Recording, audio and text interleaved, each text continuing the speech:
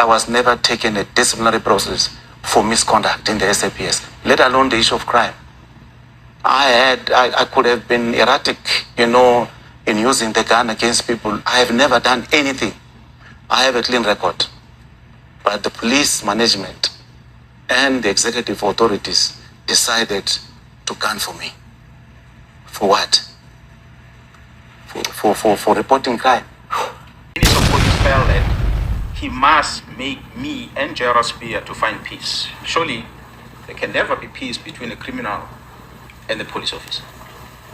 For that discussion. Mr. Kwinika, good evening to you. Thank you very much for your time. I just need to preface our discussion that we bring you here based on a story that we have read in the Sunday Times today. It's important that we credit them. But your story, if we're going to be able to encapsulate it in this short time, it will wake South Africans up to what is going on within the South African Police Service. So let's start with the date of 27 March 2019. What happened to you on that day? Yeah, thank you, Toli. I think it is the 22nd of March. When I was the president of the South African Policing Union, I was invited by the National Commission of Police, General Stole, to discuss issues which he said there were issues of importance coming from Parliament. And I went there. In fact, initially I did not want to, because I felt that the General Secretary could do that job and bring it back to the Union. But I have been receiving irritating calls which were insisting that I should attend that meeting. At last I did, and when I arrived there, that meeting took 20 minutes. And then I said, 20 minutes? Who were you meeting with? The National Commission of Police, General Stoll. All right. With his team. Now, and then I realized that something is amiss. It can't be 20 minutes. I mean, they insisted from 7:15. Now it's 12 o'clock. They were waiting for me. I should be hearing something big, which needed my attention. Right. But only to be told that, no, look, the budget that you were looking for, it's only going to be made available to you at the end of the month or the first week of April. And that was it. So as I left his office, I was overwhelmed by anxiety, and then I made a U-turn. I went back and I said, I don't believe this is why you called me here. There is something big that is coming. And not knowing that when I was in the office with him, they were busy setting up a tracking device on my car. When I left the building, and then I realized that I was being followed, then I informed the General Secretary that I'm not following you because I'm being followed. So I went straight to the bank, and at the bank, I had to pay SARS and to withdraw petty cash for my house. And from there, I had to use, shortcuts to the office. Later that evening, I was then tracked down to Bosman Street. But because of fear now, I then phoned one of my colleagues who then told me that they were at Corner Justice Mohammed, and there's another street there in McLunek. Right. So I drove there only to tell them that, guys, I'll need someone to drive with because I'm being followed. So we waited there for almost an hour, prepared for these guys, to prepare themselves so that they can take me home. And then I was attacked by a huge contingent of vehicles from a team called Operation Kaimla. So these are fellow police officers. These are fellow police who are officers. now attacking you, and they are arresting you for what? They brought up charges of criminal injury, assault on police, public disturbance, drinking in public, So Were you drinking at the time? no, I was not drinking. And if I was drinking, they had the Metro Police with them, they had the National Traffic Police with them, they had the whole team, who they could have used to test my blood if I was drinking that night. All right. So now you've laid this background. Let's understand why, to your mind, you were attacked that night. What had you done that would have led to what happened to you on the 22nd of March 2019, you say? I strongly believe that as the president of SAPO, I have been confronting issues right on. I remember on the 6th of February when I tuned in into a radio, that's Power FM, when General Mawela was appointed the Provincial Commissioner for Gauteng. And I phoned in there and I said, it is not through excellence that you are here. It is not because of merits that you are here. I strongly believe that you don't deserve the position because of what transpired in Vuwani. We had 28 schools banned under his watch. And then I was confronted by the communities who said, please, can we use you to expose this team that is busy banning the schools? And then I phoned him. I phoned him and I said, the schools are banning. We got 3 schools banning. We cannot continue and we cannot allow this situation to continue unabated. And then he said he will come back to me. And he never came back to me. 28 schools banned under his watch. Elias Mawela. Elias This Mawela. is the former commissioner of Gauteng. Yes. All right. And I was full with anger because I felt I had failed the communities who wanted services from me. And when there was a change of guard, Patlani took over in 2016-17, somewhere there. I confronted him because schools at that time were still burning. Remember, they only stopped at 28. Patlani's intervention had helped to stop the burning of those schools. Right. So that's why I confronted him on the 6th of February when he was appointed to say, I don't think this is meritorious. This is a political appointment. And I think he was unhappy about it. But on the 20th again, I wrote a letter to the president of the country as a president of the union again. And I informed him that we need to institute a judicial commission of inquiry and look into the fitness of the sitting general, at that time it was General Stoll, fitness to hold office. And why was it so? It was because of the way policing was handled at that time, and including the issue of the 45 million grabber machine, which... Let's educate the viewer again, or remind them what the grabber was, because this was a huge story leading to an ANC conference in 2017. What is the grabber and why was it so controversial at the time? A grabber machine is an interception tool that intercept people's calls. Basically, it's a tool to spy. To spy. People. Yes. Okay. And it was said to be an instrument the conference needed. You'll recall that General Vuma, General Tsumane, General Sitole, they were caught, entering the courtyard to go and have a meeting with the iView, the individual who was selling that product. On a piece of paper, it was written there by General Vuma that this instrument is needed because there are international communities who have got interest in the ANC conference. We don't request a tool such as that one without recommendations that are coming from the operatives themselves. So there was no documentation that was coming from the operatives which suggested that there should be the buying of such a tool. That was one thing. Second thing is that that instrument could be sourced at the tune of about 7.5 million rand. They wanted one instrument at the tune of 45 million rand. And that that did not augur well with us. And so it was on that basis that you said a board of inquiry must be instituted on the fitness of General Khetla Sithole at the time, who was the police commissioner. You then write to the presidency, as you say.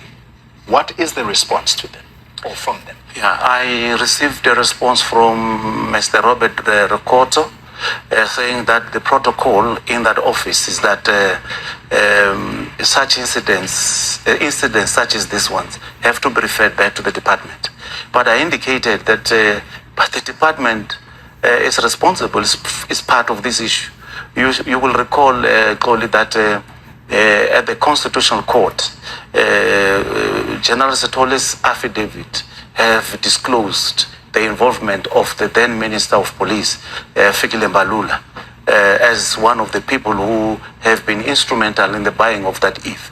So the ministry was already tainted about this issue. Yeah. Now, I wouldn't be bothered with the department, with the office of the president, if they were to go to the minister to solicit an answer to the call that I've made.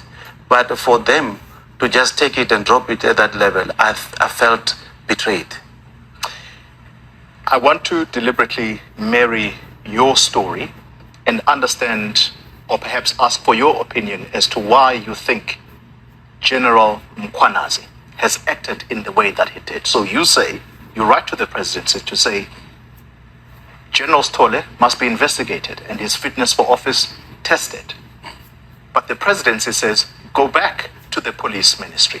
Do you believe that Mkwanazi was actually correct in handling things the way he did, which is to not go through due process as often we would be told, and instead he decided to just go public? No, we were shocked, to learn the way he did it. But we also were mindful. I am very mindful of the system within the South African Police Service. They put you into a protocol environment and they manage it. And then at the end, they know what is the result that they are looking for.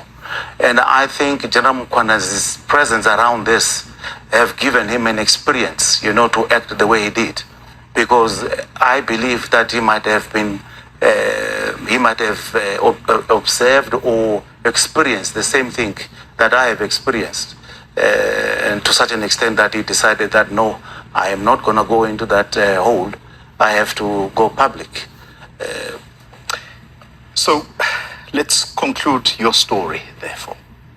You say you support this inquiry. In fact, you want to testify in this inquiry. Your assault,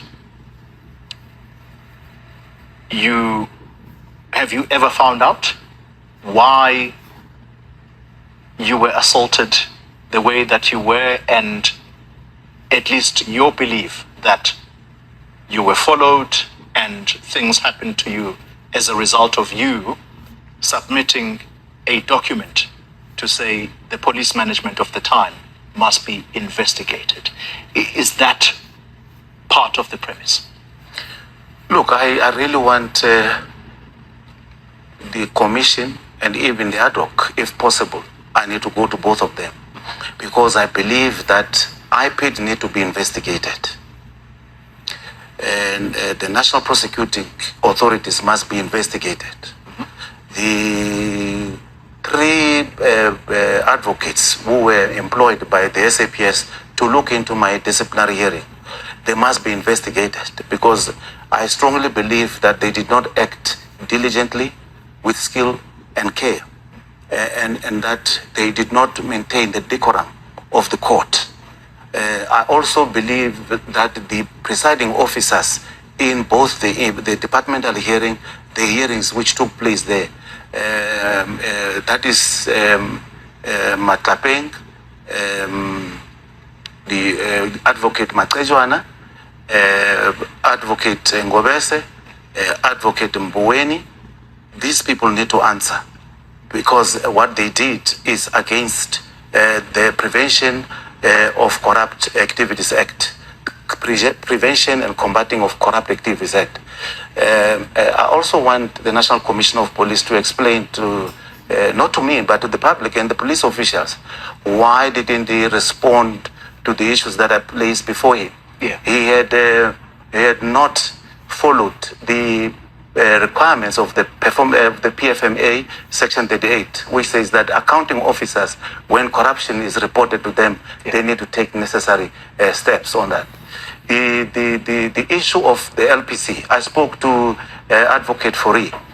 I want him to explain, not only to me, again, to the public, when we report the conduct of the advocates, of the legal people, of the lawyers, they need to deal with those issues. They must not tell me that I have got another avenue where I can ventilate this thing. Arbitrations does not look at the conduct of the lawyers. It is the LPC that has to deal with that. Finally, you also want your job back. You were a lieutenant colonel in the police when you lost your job in 2021. These are now your personal circumstances. How has all of this affected your personal life?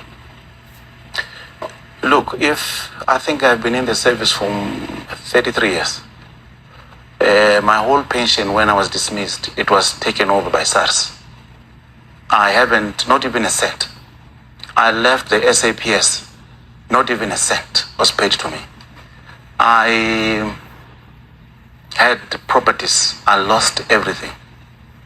I'm going to lose the last property now on the 27th of October, 2025. Now, if what?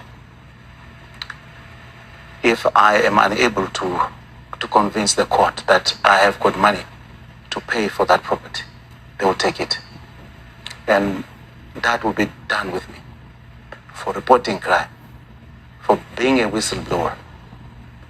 And I strongly believe that maybe these two institutions will be able to remedy the situation that I'm faced with. I have done nothing wrong. I have never taken a cent from the SAPS. I was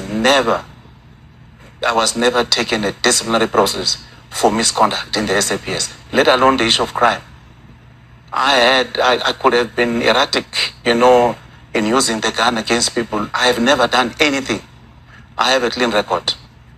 But the police management and the executive authorities decided to gun for me. For what?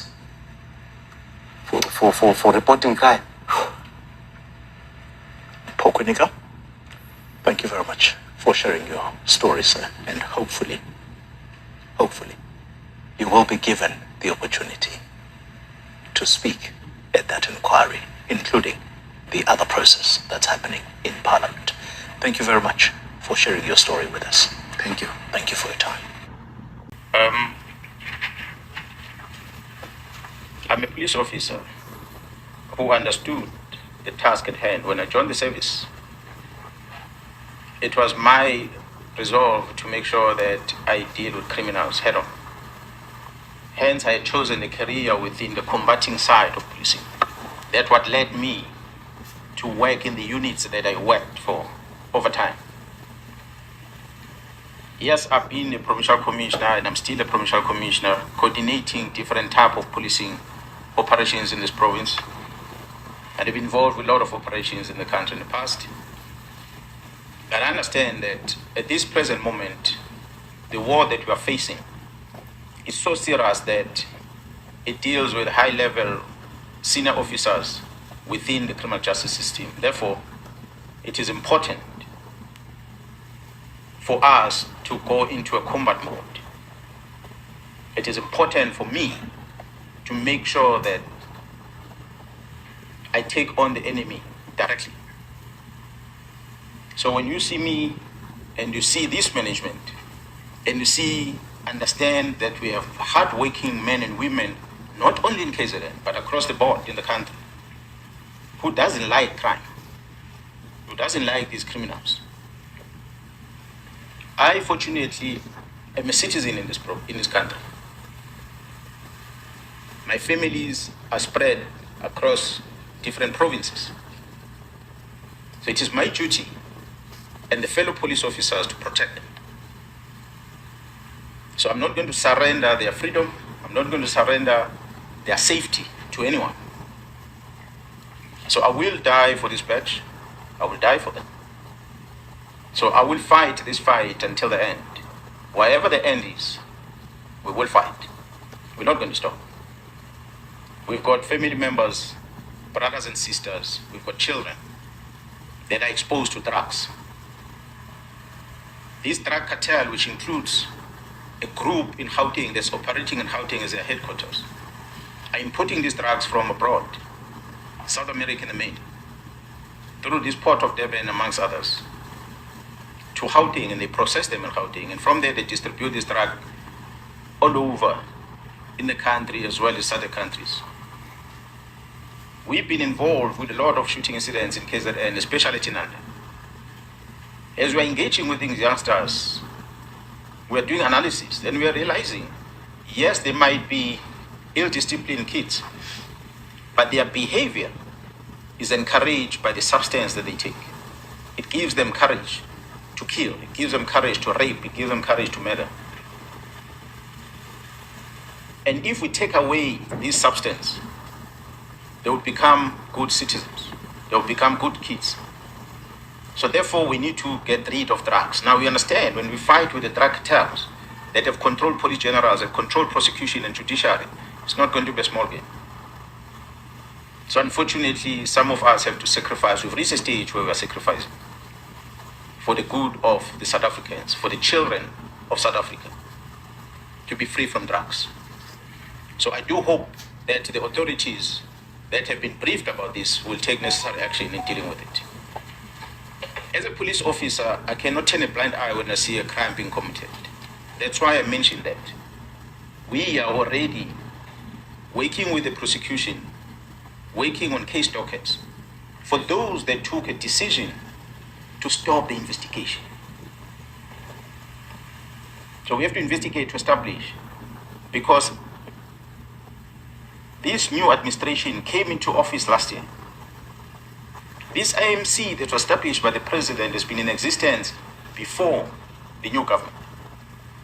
Ever since the new government took over, to date, there's never been a briefing given by myself, nor my management.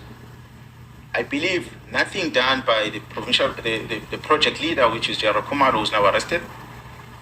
I cannot talk much about my boss, but us, as people who are running on the ground, we have never given a presentation to the Minister of Police about the work, the successes that I presented of this political killing task team in this province.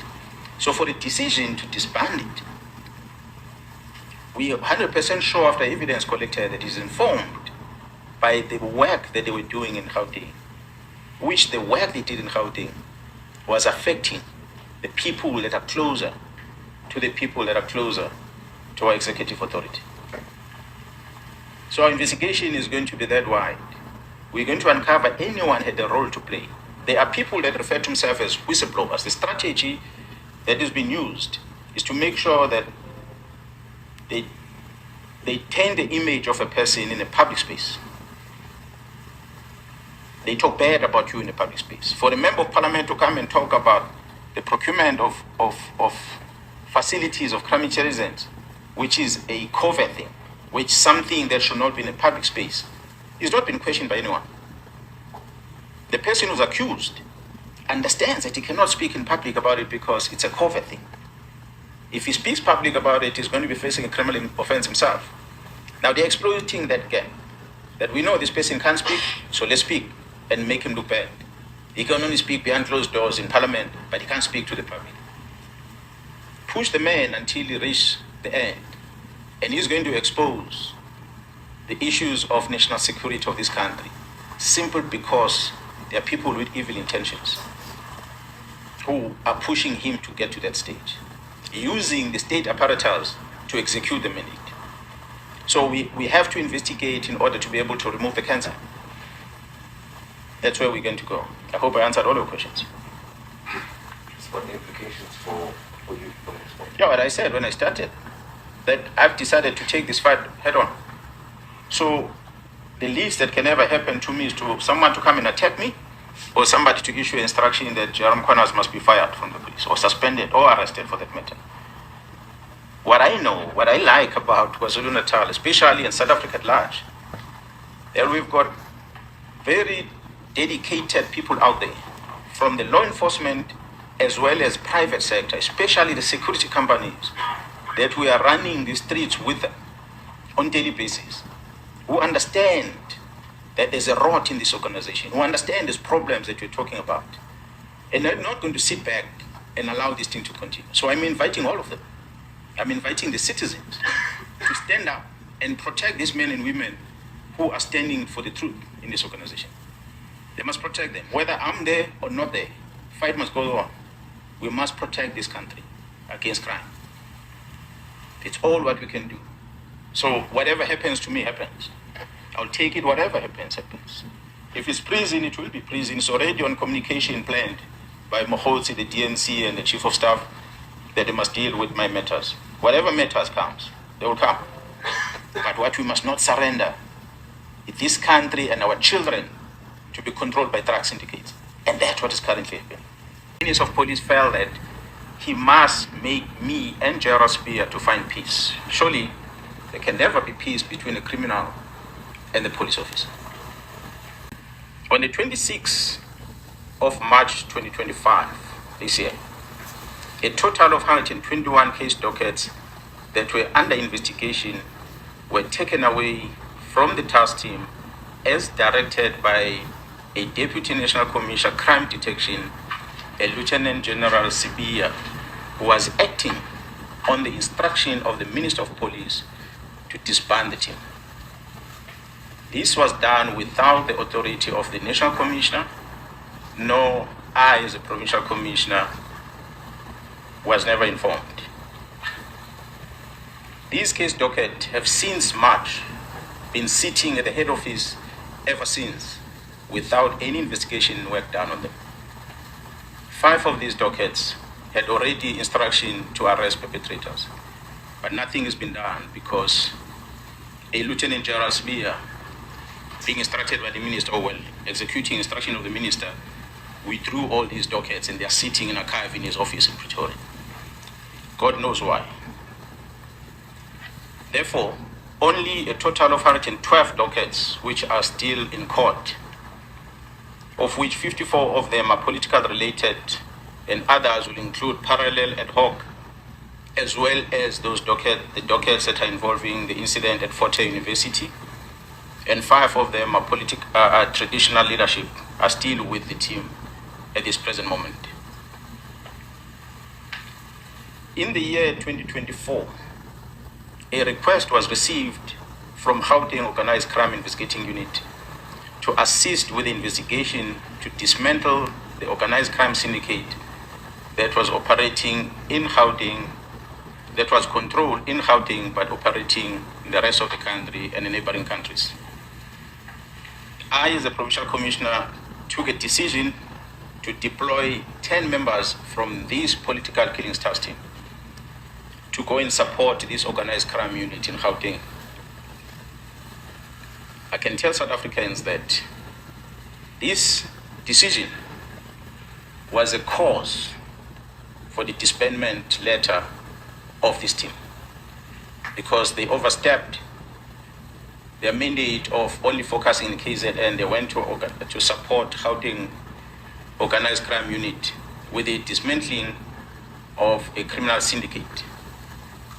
And I can confirm before the South Africans today that the investigation which these members were involved with in Gauteng has unmasked the syndicate.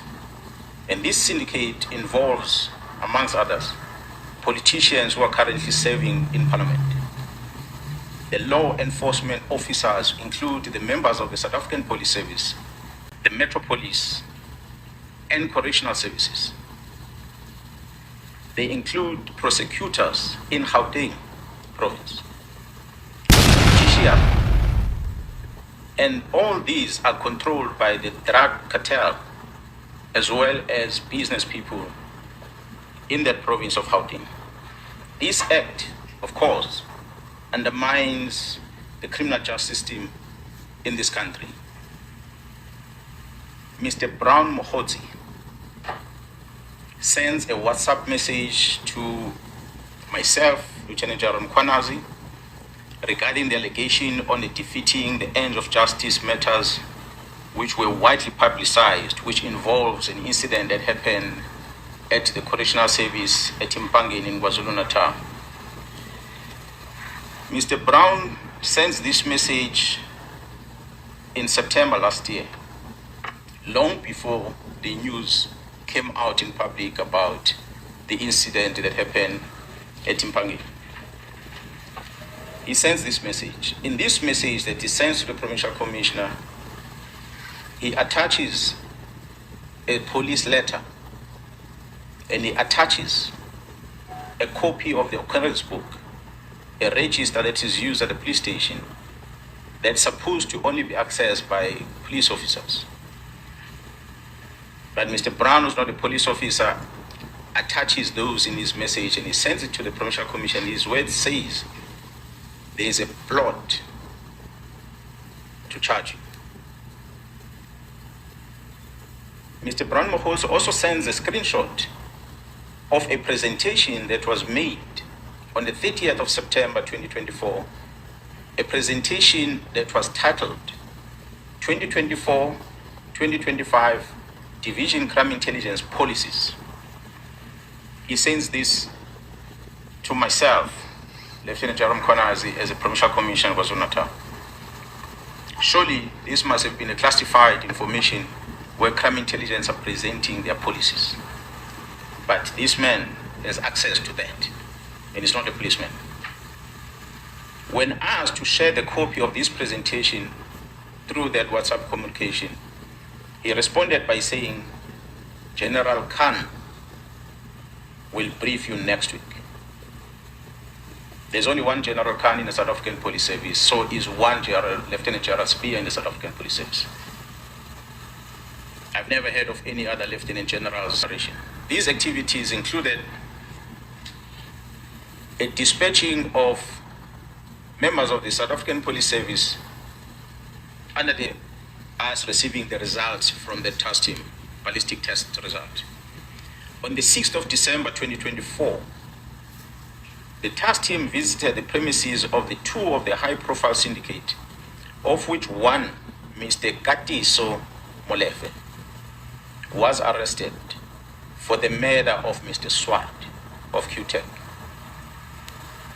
During that arrest, an unusual activities were observed whilst the team were busy with the operation.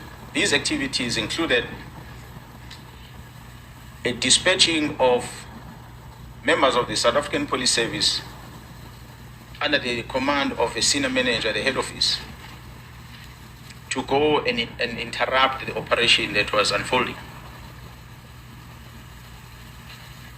Fortunately, when they arrived there, the members realized that it is indeed a police operation, so they allowed the members to carry out their operation without disturbance. On the 30th December 2024, the ballistic expert issued a ballistic report which linked these firearms not only with the murder of Mr. Swart, but these firearms were linked with a number of high-profile cases. And these cases include very high-profile South African artists that were murdered in Gauteng, which occurred dating back as far as 2021. I'm not going to mention them, but we have them on record. Family, we're back again. Let's talk about this interview that was on Newsroom. It was conducted by Cody and it's been in the newspaper as well. But I understood it very well when Cody was interviewing MPHO KWINIKA, former police who's been 33 years on service, and how he was treated in the police service with this criminal or this kind of cartel that is happening in the police service. What I got from him, he really supported what MKwanazi did, because MKwanazi understood the implications if he will go the right route. So he had to skip the protocol and do it the way he did it, when he expressed himself and tried to alert the nation as to what is happening, who is now controlling the country. It was quite amazing when he did this. Everybody was saying, oh, this guy came with blazing with guns and all this. But he knew that there was a lot behind all this kind of things. If he just did it without the guns, when you know that you are dealing with people who are now in control of the ministers, prosecutors, you name them. So he was trying to alert us how unsafe we are in South Africa. So I really liked what Cody did. You know, he gave this guy to elaborate as to without disturbing this guy. This was the kind of interview that I enjoyed that Cody made with MPHO KWINIKA, former police who's been in the police service for 33 years, and the way he left the police, the way he was treated. It's similar when you look at what happened when he was called for a meeting, that there was going to be a meeting, but their intention, it was not a meeting. It was to plant a device of tracking him wherever he was going. Let's remember what MKwanazi did. We want to mesh these things so that we can understand. MKwanazi is saying he cannot, you know, he said he was called to a meeting. In that meeting, he was told to make peace with a criminal. So he failed to make peace with a criminal. This thing is kind of the same way, the way they do things. They call you somewhere for a certain meeting with their mission as to what they want to do with you. Because once you touch the untouchable, they report to the people who are working with you in the force, and they will deal with you inside because they've got an extra check from outside. This is crazy in the country. How many police officers are going to come out? And I think South Africans are not ready. That is going to come out in this committee that is created by Cyril Ramaphosa. And my hope is, if it is possible, South Africans should stand up while it's still early before everything is upside down and claim their country, because this, what is going to happen here, the names that will come here, people who are ready to go to this and testify and narrate exactly what happened. It sounds like it is going to be something else. This commission of inquiry, I'm just imagining listening to this guy, MPHO. He has lost everything. That's how they deal with you from inside, because they are listening to their masters from outside who are giving them big checks from there. They are not part of the government, but they will deal with you. So NHLANHLA MKwanazi was very smart, and what he did, we should applaud him for doing this, because he didn't follow the protocol. Because today MKwanazi was going to be on the street. He should have been suspended without the nation knowing exactly what was going on. But he decided to be brave and go out there to give the nation the gist of everything. We are seeing arrests now. Those people that are being arrested, they've got a lot of money. They are controlling the country. It's a syndicate that you cannot even understand where to start and where to end. But we should pray for all these guys to bring up, because there is still a lot of people who are going to be called and who are still willing to come and testify. I think a lot of heads will roll in this kind of situation. South Africans should be ready for what is coming, because this is like thunder that is going to come here, and nobody will stand the thunder, the lightning and everything. We better not be on the street, because what is coming on our way, we need to be ready. What do you think about this, about Mr. MPHO KWINIKA narrating this kind of a story? It was quite amazing listening it to. Thanks to Newsroom for bringing up this, especially Cody, who had to bring this guy in and to give us exactly what is happening. This guy has lost everything, and he needs South Africans now to stand up and say enough is enough. What is happening in the police service of the South Africans? Are we being led by criminals in the country? Where are we going to run to if we cannot run to the police when we have problems? Family, what do you think about all this? Please drop a comment respectfully. Don't forget to like, share, and subscribe. Thank you, Ruth, to Polo Mngwambe, for giving us this kind of a gist of story, because it backs up what MKwanazi said in that press conference. It's exactly, they're using the same tactics. Bravo, bravo, bravo.